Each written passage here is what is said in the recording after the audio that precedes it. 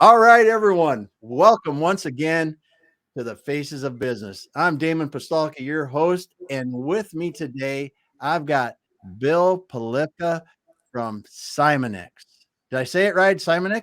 CymonX it is. And Damon, thanks for having me here today. All right. Well, Bill, it's awesome to get you on because, first of all, I don't have a lot of people that talk about cybersecurity. I do once in a while, but not as often as I would like, but you have some really interesting background and some experience that I think it's going to be fun to share with people here. So let's start out with that. Kind of tell us about your background and how the heck did you get into cybersecurity? Yeah, I don't know how much time we have. I mean, the truth is that I took a really untraditional path into getting into cybersecurity. Yeah. I started off originally as a banker. So, I worked out at JP Morgan. I was doing mid-market analysis. And then, Oh, I yeah. used the National Guard to pay for my education. And back in 2002, the Guard called me up, and I actually spent a lot of time over in Iraq. And Yeah. so my unit got activated. I was a combat engineer. I was doing logistics planning. I've always liked technology, and played around with a lot of systems. And when I got back home, my heart wasn't in it to go back into the banking world. And so I got involved in technology companies. And I started building websites. I started building BI reporting system, and it just kept evolving. And eventually, I got part of a team, and we were building applications, mostly in the healthcare industry, and security was really a big concern. And Yeah. I think when we were building these companies up, we always felt like we were one data breach away from being out of business. And so we started developing our program. And, I think a lot of what we were doing was early DevSecOps. We didn't call it DevSecOps back then. But today, I think most teams would call it DevSecOps. And, we just said, hey, I think a lot of people need these services. I hooked up with other friends who were in the cybersecurity community. And, we decided to launch Cymonix. Yeah. All right. Cymonix. I didn't say it right, but I got Yeah, close. There we go. it's all good. But you said something I think that's really relevant for people and hopefully the listeners. And by the way, if you're listening, just go ahead and give us a shout out where you're listening from. If there's any questions, go ahead and ask. But you said one thing, Bill, that I think that if people didn't just stop and think about this a little bit, they need to, because you said one data breach from being out of business. This, I think, is this is the statement when it comes around cybersecurity now in business. When you look at the pipeline name escapes me right now. You look at Colonial Garmin. Pipeline. Yeah, Colonial Pipeline. You look at Garmin. You look at some of these other big companies, and then you look at what was the whole solar whatever that thing, Solar Winds. Solar Winds thing. And okay, so those are big, high profile things that have money, but that have money to pay ransomware and have IT teams that can do these kind of things. But cybersecurity and ransomware and all other kinds of attacks on small businesses literally put them out of business. Well, Damon, there's some research that's been done around this and track what happens to companies after they get breached.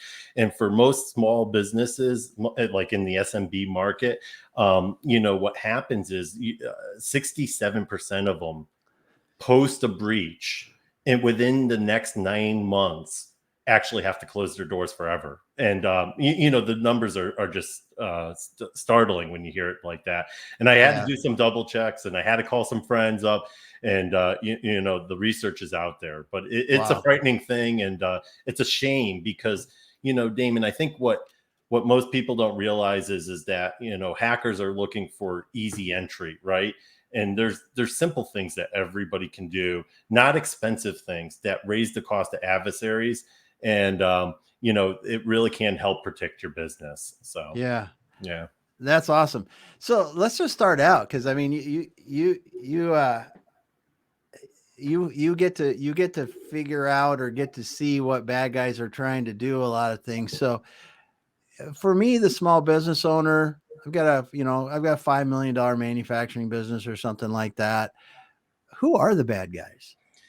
Yeah, I think it really depends on the industry, right? And there's Hmm. I mean, there's different categories of people out there, right? You have your hobbyist that's just kind of playing around, and oops, by accident, they discover an open port, and they start, and before they know it, they're in deeper trouble, right? Then you Yeah. kind of have your professional hackers, right? The ones that are out there trying to, make money, or maybe they have a cause behind that's, making them an activist. And then, the next category of bad guys really out there are kind of the well-funded nation states and criminal organizations. And Uh-huh. from that standpoint, often, there's a lot of us in the security industry, are tracking the persistent adversaries, right? The APT, we name them often, right? There's China, Russia, there's a host of criminal groups out there, and every one of them have different agendas. Yeah. Yeah. Wow. When you look at it that way, it's pretty daunting. But you say, you say there's some things, and we'll talk about it later, some things that you can do to get in, to protect yourself, make it harder to get in. Um, and but what are they usually coming for? I mean, what are they usually trying to get from you? Say I'm that same business owner again. What are they trying to do? Yeah, and again, I think it depends a little bit. If you're a healthcare company, they might be trying to ransomware you. That might be the main objective. If Yeah. you're a manufacturer company, it might have even more malicious intent, right? What we find often is in the manufacturing sector, they're not looking to just ransomware your system, right? They might have alternative motives and want to go further down, and they might want to just steal your intellectual property, and so they're just sitting on your network waiting and taking information, and not that's their payoff. So Yeah. again, I think it depends on what your business is, what your crown jewels are within inside of your business. How is that adversary going to monetize it? Is it going to be for money? Is it going to be for intellectual property theft so they can make money? Or is there a purpose behind it, right? Is Yeah. there like an agenda that they're looking to do? So again, That oftentimes when we're working with our customers is we help them understand what their profile fits, and then help them build their defenses around an adversary mindset. Yeah.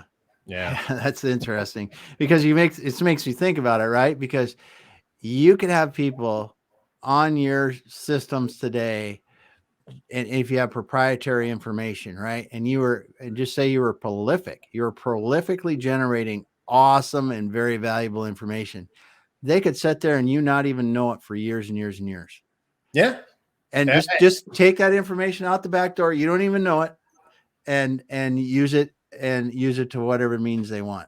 Well, Damon, um, just even a couple of years ago, it wasn't uncommon to see the sit time on people's networks be 300, 400 plus days, Oh, right? really? Oh my, it was absolutely an area where, and I will say a lot of IT teams have made a lot of progress. The average sit time right now is usually around 40 to 60 days. I mean, different people say different numbers, but Yeah. it's come down significantly. But if you think about that, if sitting there for 45 days, and what you can see when a business is running, right? Just think Yeah. about all the emails you send out in a given day, all of the Yeah. data that's moving around internally inside of your company. That's a long time. Yeah. Yeah, Well, and I have just probably not. It's certainly not an advanced example, but I have an example of a client that I worked with a couple years ago that they somehow the hackers got into the owner's email, and the owner was, as in many businesses, he made large wire transfers. He sure. made large overseas wire transfers because they were buying product and reselling it and working with suppliers.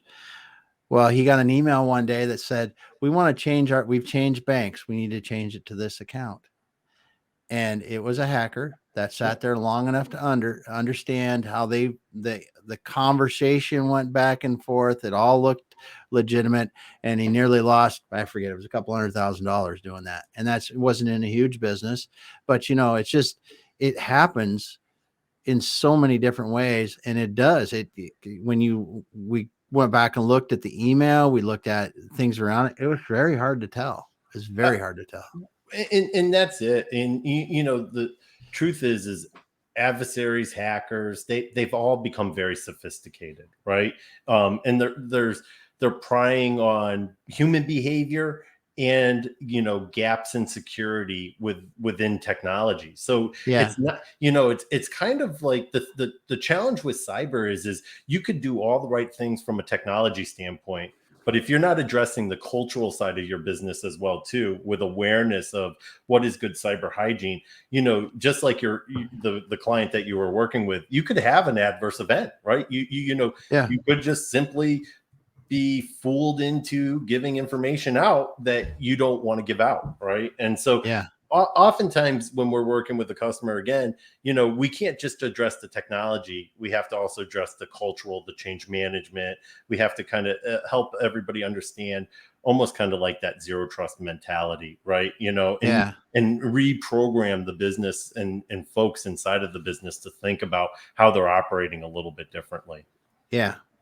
Well, it's even something as simple as time that you have to, the types of passwords you have to use, the time between changing passwords. And I'm like, that's a super, in your world, that's like that's the baby, it just was born kind of example. But to some people, that's a big deal. It's a big pain in the butt. They don't like to ever have to change their passwords. They don't, why do I have to have all these special characters, or why do I have to have two-factor authentication? Like, oh, it's the end of the world. But when you look at it, those kind of things have to be at the core of what you're doing. The basics and all the way up have to be, people have to understand. Well, those things, they're low cost things that increase the cost to the adversary, right? And Ah, what that does, I mean, if you are working with a true persistent adversary, right? mm-hmm. They'll get around systems, right?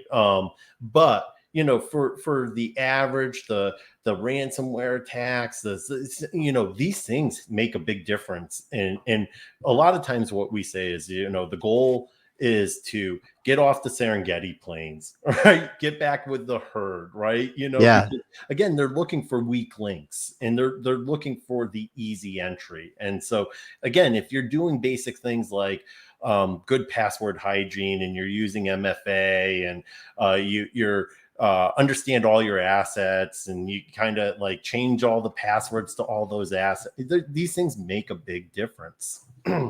Yeah. And just so people, if they're listening, don't know, MFA is multi-factor authentication. And basically, if you've ever logged in someplace and they have to text you a number to your phone, that's one method of it. There's other, all advanced all the way up to, in the old days, and they still use some of this, the banks. I'm used to, as running companies, we would always have the plug-in dongle that you had to Oh have. yeah, That was your dongle. That nothing worked without that. the one touch pad, Yep. uni keys, these are all things that can be added to verify that you are a trusted source, and that you should be accessing these systems and information inside your business. Yeah. And again, I know some people think that these things are painful, but when you have that statistic lingering out there that Yeah. 9 months later, this could mean the difference of your business being open or closed. I guess it does help kind of a little bit. It changes a viewpoint, hopefully. Absolutely. Yeah. So Yeah. So, you know, if you were in a smaller business, I mean, where would you would start with the password hygiene, but then when you started to spend money, where are you going to start to spend money on protecting yourself? yeah, I'd go back even a little bit, right? The first thing that I always like to say to any small business is do you understand what's important to your business? What are your crown jewels, right? What Oh, are the yeah. what are the real things inside of your business that are so critical that those are the things you really want to protect, right? And so Mm-hmm. and sometimes when you're building your business and you're so busy getting out there and getting at it, you don't put a lot of time into that type of thinking, right? And so because everything's important, you're out there, you're wearing many different hats, but taking that time and slowing down and understanding what's important to your business, that's usually the first step that we say to any small business if you haven't done it. The next big thing that we really kind of say to people is you got to go through and you have to understand what assets you have inside of your business. And when we say assets, we're not talking about financial assets. We're talking about the software you use, the hardware you use, those things. That's going to be interacting on your networks. It's going to be the things that the hackers are going to attack, right? And if you don't have a good picture of what's in your company, it's going to be very hard to defend it, right? And then the next big thing is do you have a good strategy around patch management, right? And patch management is so important because that is a software vendor or a hardware vendor saying, we have known vulnerabilities. We know hackers take advantage of these things and we want to close the door on them. And so we push an update out to you, right? Yeah. And that update is there to make your business secure, right? And I know it seems like a pain, and I don't know if anybody has Apple iPhones. I think a few people in the world might have them. Maybe over the last week, you've noticed there's been like 6 big updates, and it's like every night you're like, I got another update. That's Apple really trying to make your phone more secure. And so, if you don't have a good process for managing how you take those assets that are in your business and keep them up to date, then it's just like leaving the windows wide open in your business. And right there with those two things right there, you haven't even spent any money. It's time you're putting against it. It's understanding, or you can go out and find experts to work with. But in the end, those two things are really, really valuable. They help you, just shut the doors. You wouldn't leave for vacation and leave your house with the windows and doors open, right? Yeah. The same with your software and your hardware. You got to kind of maintain those. You got to keep them locked up. Yeah. Because, I mean, just when you look at the assets, right? You just look today.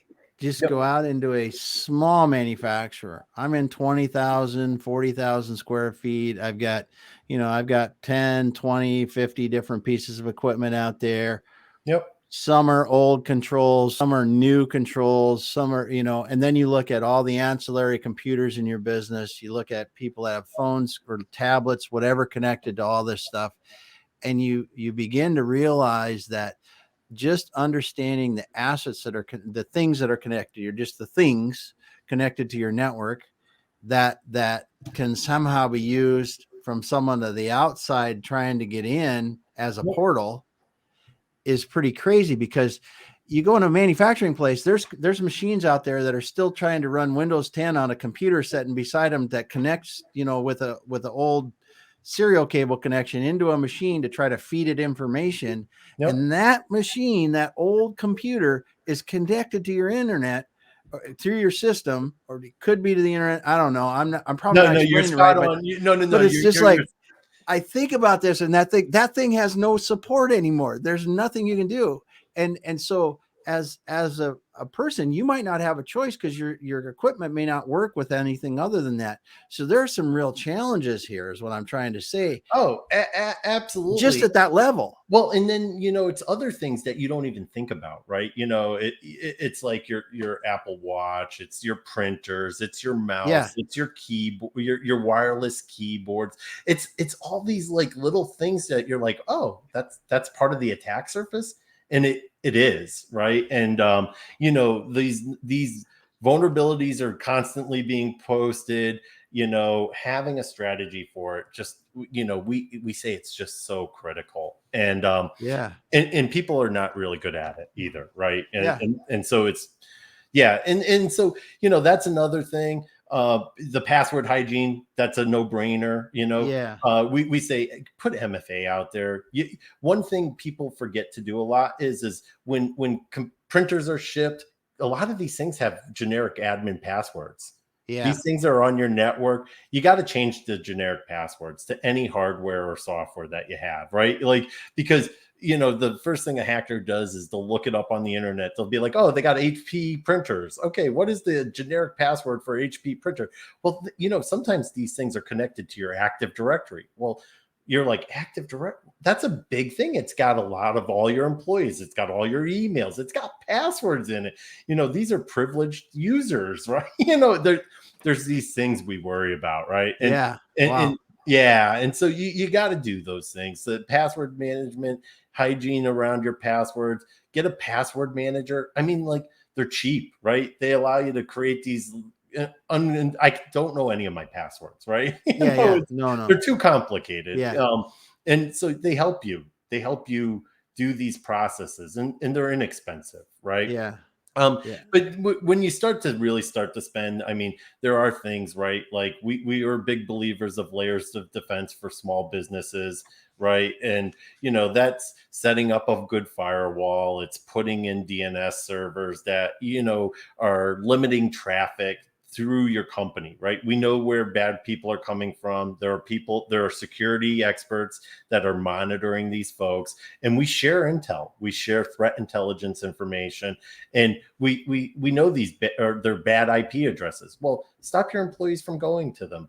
yeah, Blacklist them. Don't have a white list of what is approved systems that employees should be on, and then stop everything else from happening. And so there's these systems. Get your antivirus on your email, on your computer, on your firewalls, right? These layers of defense, they'll help you when you're ready to start monitoring, to be able to identify if you have malicious activity in your company. And yeah, so, that, and if you're creative about this stuff, I mean, some of this stuff is incredibly expensive, right? If you go to a big OEM, they're spending millions of dollars. They have the best of breed out there, right? If you're a small business and you're trying to do what these big OEMs are doing, it's impossible, right? yeah, But there are creative ways to do this stuff. Working with experts, they'll help you understand how to digest threat intelligence. They'll help you set up appliances that will aggregate this information. And there's open source software or low cost software that they can deploy to help with this stuff. yeah, Yeah. yeah. That's cool. It, That's cool because it is. I mean, it is daunting, right? Because yeah. a lot. It's just like it's like the unknown is almost scarier. Going into that and trying to figure out what you're going to do is almost scarier than, well, maybe it won't happen to me.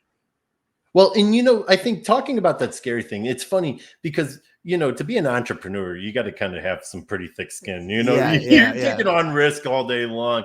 It's not about the scariness, right? Cybersecurity shouldn't be scary, right? There are things you do to protect your business. It's a process, right? It's just like when you're building and manufacturing, right? You start with your process, you implement it, you make some improvements on it, right? And then once it's kind of gotten to a good state, then you optimize it, right? yeah, And cybersecurity is no different, right? We have processes. We approach this methodically. There's an order of go of things that you should be doing in your business, and you should be integrating this into your business, right? This is yeah, just another process, just like when you're making something that you integrate into your business. You spread it culturally across. That's why a lot of the times awareness training becomes really important with cybersecurity, because you want to culturally change your organization. And mm-hmm. so, believe it or not, like good folks that are working in cybersecurity are good change management agents. We Yeah. have to kind of get into the business and build it into it. So Yeah, well, because if it's not a part of what if it's just kind of a bolt on at the end, you're not going to really uh, do nearly as much or probably an adequate job of protecting yourself. true. It's got to be integrated in everything you're doing. From, like you said, we don't have Apple Watches in our facility because of this. If that's a security threat, whereas if you don't think about it, it might not be something even, that if that you don't look down to that level, that someone might do it and not even know. And they've created a vulnerability that someone exploits, and boom, Yeah. boom. Well, and so that you bring up a point about policies, right? It's important to have policies around this stuff and be Mm-hmm. able to educate people inside of your company on why these things are. And oftentimes we're working with people to build this into their quality management processes, right? Yeah. And we're putting in the policies and procedures so people know what bring your own device looks like, right, inside of a company. Or how do you handle media and storage, and what is appropriate use, right? Mm-hmm. While you're at work, and what software is approved, to Yeah. using on company property, right? Yeah. And the other thing too is, and if you are worried about your company, start with the end in mind, right? And so have good recovery processes, right? That is something that I often say to people, right? Because in cybersecurity, it might not be a question of if, it's more of a thing like when, right? And so if you're putting energy and effort into what your recovery processes are, right, and how to restore, and you have a disaster recovery system, right, even if you're a small company, you can afford a disaster recovery system. There are tools out there that, for a couple $100 can help you retrieve your data, restore systems, right? Mm-hmm. And if you're not looking at those things on the recovery, because that can make the difference of you losing your data forever or being down for a couple days. Yeah. Right. And so, we really have to come at cybersecurity from a lot of different angles. Yeah. And then when you look at disaster recovery, if you even just look at, and let's face it, I'm older, and I'm coming from a time in the past, and a lot of this stuff where being in the businesses and actually in them, right, and running them and stuff, other than an advisory basis like I do now. But back in the day, you had backups, you had those kind of things and doing it. But realistically, today, even just having backups isn't good, because if you just say you're backing up for a month, and you have a backup sequence that even has once a month you do a backup, and then you have a year of that, and then you're doing daily backups for 60 days, just say, and you got Yep. 60 days of daily backups. If someone has been sitting on your network planted something the whole way through, it doesn't do you any good. I mean, I just think of stuff like that, and I'm just like, wow. Yeah, there's ways though to set up your recovery systems, right? So Okay. that your restore processes, right? Re-imaging machines, and Okay. restoring email files, and yeah, it's gotten a lot better. Good, because I sit here and think about this once in a while, and I'm like, how the heck? But I know good minds have been working on it, and that's good to know, because having people like yourself and people that are really focusing in on making it harder for the bad guys just makes me smile every day, because honestly, I think ransomware not just being a financial suck is really, really stinks. It really stinks that there are people out there that do this, and people work so hard to create good businesses, and then you see something like that happen. It's just a shame. Well, and the bad part about ransomware, and ransomware is prolific right now. I mean, Yeah. they say every 7 minutes a company has been ransomware, and Wow. what we're hearing on the news with T-Mobile's data breach, or Colonial Pipeline, or Yep. any of this stuff. Those are just the big ones, right? We're not hearing about all the little ones that are happening every day, and there can't be anything worse than all of a sudden your screen coming up and you have a flash saying, hey, your files are all encrypted and now you have to pay this ransom. And you have like 4 days before we erase everything, or we put it on the dark web, or whatever Yeah. they're gonna do, right? And yeah, it's just sad, right? And so there are things though to be aware of if these things happen, right? Isolate the computer, unplug, right? Yeah. Limit the damage, right? Call in experts, and hope, Yeah. there, if you have insurance, you can get a breach code, but sometimes you want to move quicker, right? Also identify kind of what the virus is that has been Yeah. deployed, and you could check these things and see if there are known remediation issues. Sometimes, as the security practitioners do have already figured out what the keys are, and so you don't have to pay the ransom. They have the keys and they can unlock it. I won't say Wow. that's a lot, but You never know. you never know. And if that's not the case, then you got to escalate through these Yeah. things, right? Yeah. So Wow. That's yeah. that is yeah, that, and Yeah, just see the big companies that get hit by it, and you realize that that's just the tip of the iceberg is pretty scary. Yeah, Uh, it for sure is an interesting space. yeah. So you mentioned something about the danger of end of life systems. What, we touched on a little bit with Windows 7 computer in the corner that's attached to something, but what are you talking about, the dangers of end of life systems? Yeah, so the challenge with end of life systems is it doesn't guarantee that you're going to get hacked, right? Uh-huh. But the problem with end of life systems, it goes back to that patch management strategy, right? Mm-hmm. And what an end of life system means is that it's now become a non-supported piece of hardware or software, right? What means there are never going to be any more patches for that software. And so, the community that wants to that has malicious intent, or they gang up on these type of systems because they know companies aren't going to support them, but they know they're inside of companies, right?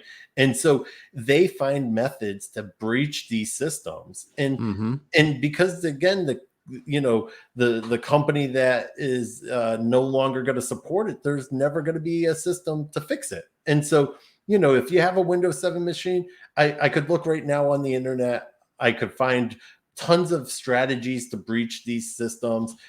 There's paid ones, so you don't even have to be technical. You could pay a couple bucks and somebody will give you the tool that will breach that system, right? Oh my goodness. And so it's that's why, having a good strategy on managing your assets, you know figuring out what your capital expenses are and building that in and forecasting that to replace these systems, that's why it's important. Because again, there's just no solution for an end of life system, and that includes a lot of times we see people using old servers, right? Yeah.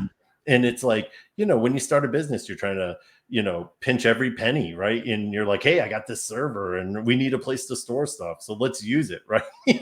And then you start getting bigger and more successful, and there's other problems throughout your day. You got to try to find employees to work your machinery, or Yeah. you're negotiating with your suppliers and trying to get your goods of materials, the cost down, right? You forget that old server's just out there, right? Yeah. And you're throwing more stuff on it and more stuff on it, and days just keep going by, right? And then again, it's just out there, right? That door never gets closed. So Yeah. it, Yeah. it happens, but it's something to be aware of. Mm-hmm. Well, we were talking earlier, you've been working on some software that's kind of interesting that helps you visualize supply chain risk.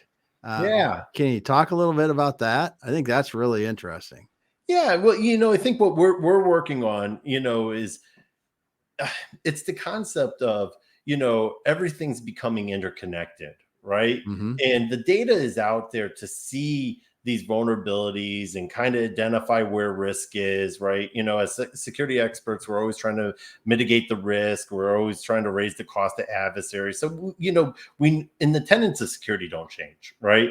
And so when you want to see, if you're a larger company, right, you want to see kind of where that risk is even beyond your walls. And so we're working on ways to help the small company flow up what they're doing, and the big companies to receive it so that they can see what that risk is, right?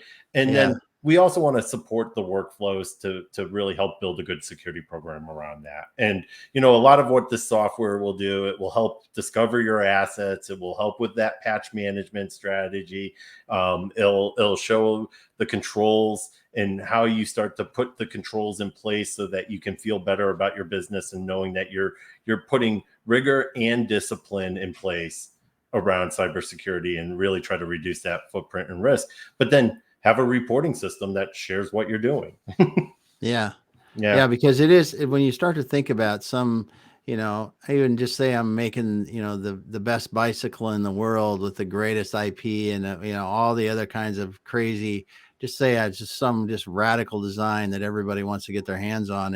And I'm making this bicycle. Your overall cybersecurity risk is the least secure piece in that link in your supply chain.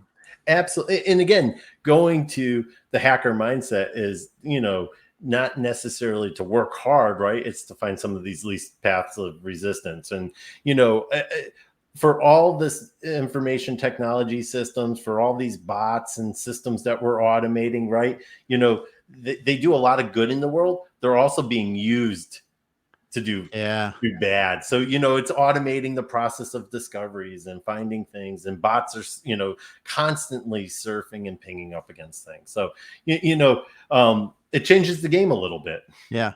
Yep. It certainly does. It certainly does, because it is. So that's pretty cool, because I'm sitting here thinking about it. So I'm Damon. I'm making an auto. I decided I've got my new electric car company that I've formed, and I want to make sure my supply chain is solid from a cybersecurity standpoint. If I could, if all my suppliers' cybersecurity information would flow up through to me, so we can look at the entire supply chain, that would really be something. Yeah, and that's what we're working on, right? Yeah. Is to really kind of, again, like I said, the data is already out there. It's how do you start to put it together and visualize it so you can see it in new ways, right? And that's what we're helping organizations do. And again, in some industries it's being regulated, right? You go into the defense industrial base, right? You work for a company that's building a next generation airplane system, or we have our commercial space and federal space programs, right, that are all converging together. And just think of how many companies help support these systems, right? Yeah. Well, yeah. I mean, yeah. You just look at just two names, SpaceX and NASA, how they work together, and how something like that would be just so hard to fathom, just to fathom in one little piece of one little subunit, how many just trinkets come from all over the world, from a gazillion different suppliers, to come together to make this work. And you are at the mercy of the least secure one of them all. That's it. And and some are embedded into critical processes, right? To keep these things moving. And so that's why I think you're seeing things like CMMC come up, right? Yeah. And if you're not familiar with that, it's a program that the DoD has created. It's really to help kind of, raise everybody's capability around cybersecurity so that they can have a higher confidence. And if you're working with the DoD, you're going to have to hit these standards. And that standard, isn't just for the prime contractor. It's also for all of the other people underneath of them too. And so these things are going to, for some industries, not be a nice to have anymore. You make a great point. We hear a lot of people talk about CMMC, and I know NIST is doing a big push on it now to try to. There's training around it, just in the thought and the talk around it. It's pretty. That's going to be pretty significant. And when is it that people have to be compliant with it? Yeah, so there's good and bad with what's happening with CMMC right now. They're a little bit behind schedule. That's causing some fragmentation, right? Because everybody's trying to prepare for it, but I think 95% of it's already kind of solidified at this point, and we kind of know what's going to be coming, and it's going to be rolling out over the next 5 years, right? So that's the thing right now. It hasn't officially come out. They're a little bit behind. They're 8-9 months behind where they thought they were going to be for the initial rollout. And but it's coming. And if it's not CMMC, it's going to be something else. It'll be another standard. And a lot of times, what we're saying to folks, if you're following NIST and you're following NIST 171 and you're following 172, and you're going to be in pretty good shape and be prepared for CMMC, right? And because all these frameworks, they build off of one another. Sometimes it's the order of goes a little bit different. Maybe they're mixing technology and the physical world, and like they want to be concerned about earthquakes, and are you in flood zones, and they mix some of this stuff up a little bit. but in general, the tenets of security don't change. Yeah. You I just know, had to giggle a little bit. You said I had to make some of it up. Yeah, that's funny, but it's true. It's well, true. and that's why again we like going back to your crown jewels, right? What Yeah. is really important to your business, right? And it should be independent of the frameworks out there. These frameworks are great for communicating what you're doing, but build a program to secure your what's really truly important to you, right? Yeah. And Yeah. it shouldn't only be tied to I'm only Damon, it's not. We see this sometimes, right? There's a check the box. I think we've seen this with ISO, right? Yeah. To Yeah. help Yeah. improve Yeah. quality. When you have audits and stuff like that, some people are like, we just got to get through it, right? But with cyber, getting through it could have negative impacts if you don't secure your business. Again, so it's priorities. We know it's hard for people. It's kind of like a roof. Nobody really like putting a roof on their house. They'd rather have that Yeah. nice granite in your kitchen, but have a rainy season and have a bad roof, right? Yeah. And you find that money is really well spent. Yeah, that's for sure. Well, we Yeah. had David commenting. He said it's amazing to think about your risk from this perspective, and I'd have to agree. It's when you start to think about the amount and the ways that people can come in and do bad things. It is a little bit daunting, but Well, and that's why we go back to simplify it, right? yeah, You do some of these basic things, you know get your foundation in order, right? yeah, Just like what you're doing in manufacturing, you just didn't go out and become a completely efficient machine and everything. You start somewhere, you get that yeah, foundation built, then you go back and you optimize it. And optimization usually is like you're putting your policies and procedures in, you're doing training with your employees and you're helping educate, right? And then you afterwards, after you've done that, you want to really optimize it, right? hmm And when we say that your disaster recovery is completely locked in, right? You've running exercises, people are able to know what needs to happen if things have happened, right? You're also maybe doing some more advanced things like monitoring log files that come out of your systems, out of your email, out of your file management. You're monitoring network traffic, and maybe you're using partners to help that, or maybe you're at this point in your company where you're big enough and you're starting to build your own little system to do these yeah, things. And so it's interesting to watch as businesses evolve and they get larger and yeah.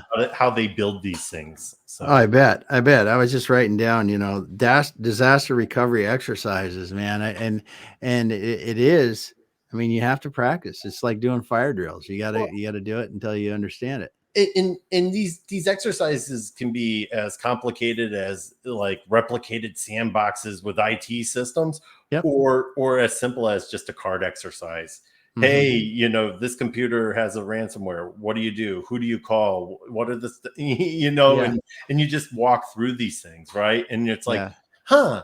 And then you're like, well, David fixes that. Well, David left 3 months ago. Well, who does it now? Well, it's a great that's a great and a very simple example that every business should be able to do is like, what Yeah. happens in this, and it's really simple. Yeah. Ah, All right. that makes me feel a lot better. I mean, because when it can be daunting, but when you go back and talk about, like you said, the basics, understanding your true value, most valuable assets, do good patch management and good password hygiene, and maybe use multi-factor authentication, that's gonna move you up the chain as far as how Yeah. easy it is to get in, at least, and maybe get you Yeah, going we, down. we call that raise the cost of the adversary. Make it a Yeah, there you little go. bit hard. Put some speed bumps in the way. Close the doors. Lock the windows. I mean, like Damon, how hard is it to knock out break break a knock a window and go window, in right? anyway. Like Yeah, but just the simple fact that a window is sometimes locked, right? You're yeah, closed your ports. You don't have too many things on you got all the dead weight systems and old legacy stuff off your network. So yeah, it's cleaning your house, right? yeah, It's and you do this on your plant floors, right? yeah, Yep. You go through your business, you got to treat your IT systems, you got to treat your data, you got to treat your crown jewels the same way. Yeah. Yeah. Yeah, for sure. Well, Bill, it's been awesome talking to you, man, because it's just you're a wealth of knowledge in this. And I know that, you've seen the bad, and the road rash is there, and it's you come out alive. So that's good. Well, But we've seen the good too, and there are people doing some amazing stuff out there, and a lot of people there to help too. yeah. So, and I have to say, Damon, thank you very much. This has been awesome. I enjoyed talking with you, and it's an amazing thing that you do for your community here with the face of business, and yeah, just good stuff. I'm happy to be here. Well, thanks so much for being here again. We got Bill Palifka from. Can I say the name of your company so I know it right? Cymonix. Cymonix. Yeah. Yeah. Yeah. Cymonix. There we go. I said there it right. It is. Thanks so much for being here, Bill. If someone wants to get a hold of you, is reaching out on LinkedIn a good way to get a hold of you? Absolutely. And, all right. And any of your friends and contacts, if they reach out to you, I'll make sure you have my contact info too. So, all right. Thanks everyone for listening today. Thanks, Bill, from being here. We are actually going to take a break. I'm not going to be on next week because I've got some family in town and we're going to spend a little time together, but we will be back after that with more fun guests talking about different things around business and life and technology. So thanks a lot.